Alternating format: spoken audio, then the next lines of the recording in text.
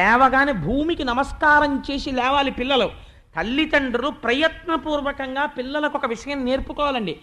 ఏ నక్షత్రంలో పిల్లలు పుట్టినా ప్రతి నక్షత్రానికి గండకాలం ఉంటుంది. గండకాలంలో పిల్లలకి ఎటువైపు నుంచైనా ఆపద రావచ్చు, మీరు చెప్పలేరు. పిల్లలు ఆటోలో పెడుతుండగా రావచ్చు, రిక్షాలో పెడుతుండగా రావచ్చు, సైకిల్ మీద పెడుతుండగా రావచ్చు, స్కూల్లో ఉండగా రావచ్చు. మీరు ఎలా రక్షిస్తారు? అమ్మ రక్షించాలి గోవు.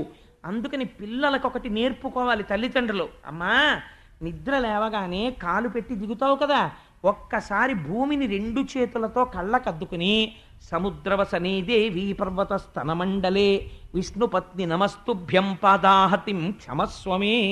అమ్మ, నువ్వు మా అమ్మవమ్మా, కాలుతో తన్నాను, నాకు ఇంతకన్నా దిక్కులేదు, అమ్మ నన్ను రక్షించు అని అడిగితే అమ్మగా రక్షణ చేస్తుంది తన దూడ చేసుకుని.